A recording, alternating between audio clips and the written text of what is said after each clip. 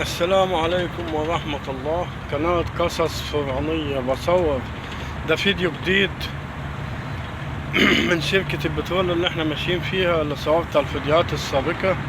دي شركة طويلة جدا بمحافظة البحر الأحمر. أنا راكب بالعربية وماشي بصور اهوت. ادي البحر، وادي في الوش تنكات الزيت اهيت،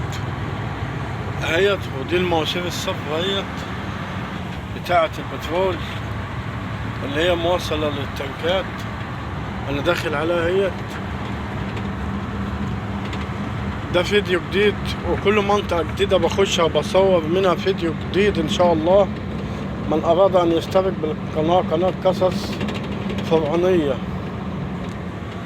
الاشتراك بالقناة فضلا وليس امرا. وده تنكات الزيت اهيت، وكل ما اخش على حاجة جديدة وانا ماشي اهوت في الطريق هشرحها ان شاء الله.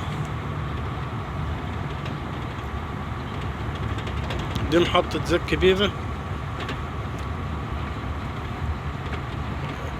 اللي هي قدامي ديت، بصور وانا ماشي في العربية.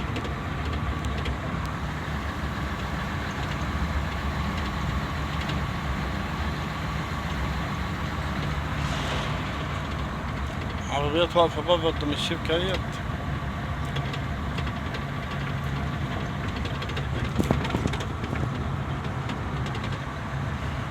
ديت مكاتب بتاعة الشركة هنا، من الشباك بتاع العربية باينة اهيت. هنا تنكات بتاعتها تبعها اهيت، ونظام صواريخ خشب عدت، ودي نظام حاويات. وهنا مواسير جديدة بيضة مدهونة بالبوية اهي بيضة بتاعة البترول. وهنهي الفيديو، واما اخش على منطقة جديدة هصورها ان شاء الله تاني وهشرحها.